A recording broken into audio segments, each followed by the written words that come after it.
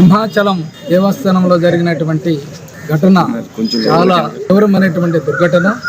7గురు ఈ దుర్ఘటనలో చనిపోయారు.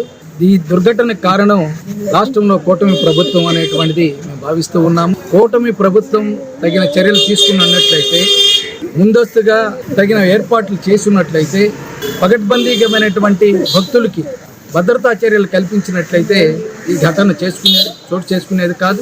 7గురు బలయ్యేటటువంటి వాళ్ళు కాదు. ఇది రాష్ట్ర ప్రభుత్వం యొక్క నిర్లక్ష్యం వల్ల జరిగిందనేటువంటి మేము భావిస్తూ ఉన్నాం. గోడ కూలింది, అది క్యూ లైన్. భక్తులు దర్శనానికి వెళ్ళేటటువంటి క్యూ లైన్ ఎలా కూలింది, అది ఇటీవలే కట్టారంటున్నారు. ఆ కట్టినటువంటి ఆయన కూడా కూటమికి సంబంధించినటువంటి కాంట్రాక్టర్ అని అంటున్నారు. అంత నాణ్యత లేకుండా ఎలా కట్టారని నేను అడుగుతున్నాను. అలాగే ఇప్పుడు వర్షం వచ్చింది కాబట్టి కూలింది అంటున్నారు. విశాఖపట్నంలో ఇన్ని లక్షల ఇళ్ళు ఉండగితే ఎక్కడా ఒక ఇటుక కూడా కూలకుండా సింహాచలంలో ఇటీవల కట్టినటువంటి క్యూ లైన్ యొక్క గోడ ఎందుకు కూలిందని నేను అడుగుతూ ఉన్నాను. ఇందులో ఎంత తినేశారని నేను అడుగుతూ ఉన్నాను.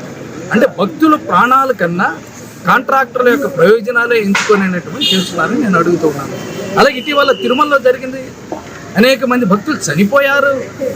మళ్ళీ దాన్ని అనుభవంలో తీసుకొని గుణపాఠంగా తీసుకొని ఇక్కడ చంద్రబాబు నాయుడు గారి ప్రభుత్వం ఎందుకు చర్యలు తీసుకోలేదు, దేవాదాయ శాఖ మంత్రి ఎందుకు తగిన చర్యలు తీసుకోలేదు, వాళ్ళ బాధ్యత లేదా నేను అడుగుతూ ఉన్నాను. ఆయనకే కాదు, పార్లమెంట్ సభ్యుడు ఆయన ఎక్కడికి వెళ్ళారని నేను అడుగుతూ ఉన్నాను, భరత్ గారు. అలాగే ఆ నియోజకవర్గం గంటా శ్రీనివాసరావు గారిది. మరి ఆయన తగిన చర్యలు తీసుకోవాల్సిన అవసరం లేదా? మరి వీళ్ళందరూ ఎమ్మెల్యేలు, మంత్రులు, ఎంపీలు, వీళ్ళ బాధ్యత. ఇప్పుడు రాష్ట్ర ప్రభుత్వం విచారణ కమిటీ వేసి దాన్ని నిధి తెలుస్తాం అయితే బాధ్యత అప్పగించారో వాళ్ళ మీద చర్యలు తీసుకుంటారా లేదా అని మేము అడుగుతున్నారు. వాళ్ళు ప్రథమ ముద్దాయిలు. ఎప్పుడు లేనంత దారుణంగా ఈసారి విశాఖపట్నం చరిత్రలోనే ఎప్పుడు లేని విధంగా ప్రమాదం జరిగింది. ఈ ప్రమాదం పట్ల సిపిఎం పార్టీ తీవ్ర దిగ్భ్రాంతిని వ్యక్తం చేస్తూ ఉంది. దాదాపు 7గురు చనిపోయినట్టు ఇప్పటికి అధికారికంగా ప్రకటించారు. వీరి మృతికి సిపిఎం పార్టీ తరఫున తీవ్రమైన సంతాపం తెలియజేస్తున్నాం. వాళ్ళ కుటుంబ సభ్యులకి ప్రగాఢ సానుభూతి తెలియజేస్తున్నాం. ఇటువంటివి గతంలో చాలాసార్లు ఈ మధ్యకాలంలో పునరావృతం అవుతున్నా దానికి కావలసినటువంటి జాగ్రత్తలు, చట్టపరంగా తీసుకోవాల్సినటువంటి భద్రతా చర్యలు ఇవన్నీ పాటించకపోవడమే ఇటువంటి ప్రమాదాలకు దారితీస్తుందనేది అనిపిస్తూ ఉంది.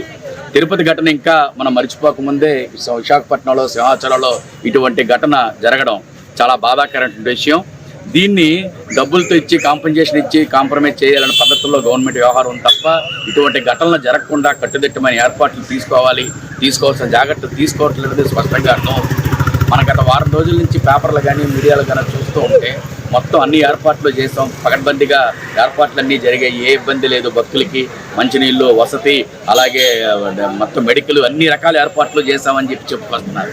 కానీ అమాయకంగా 7గురు ప్రజలు ప్రాణాలు కోల్పోవడం అంటే చాలా దౌర్భాగ్యమైన పరిస్థితి.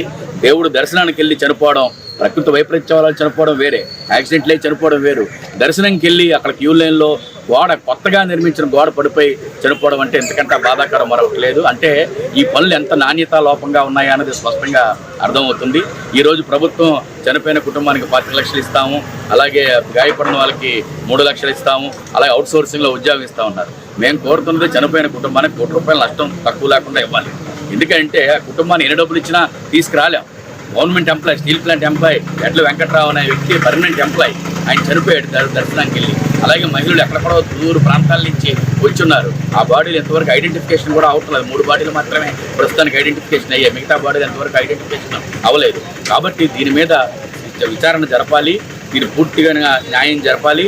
అలాగే చనిపోయిన వాళ్ళ పట్ల సిపిఎం పార్టీ సానుభూతిని వ్యక్తం చేస్తుంది, వాళ్ళకి సంతాపం తెలియజేస్తూ ఇటువంటి ఘటనలు పునరావృతం కాకుండా కట్టుదిట్టమైన ఏర్పాట్లు ప్రభుత్వం నుంచి తీసుకోవాలని చెప్పి సిపిఎం పార్టీగా మేము డిమాండ్ చేస్తాం.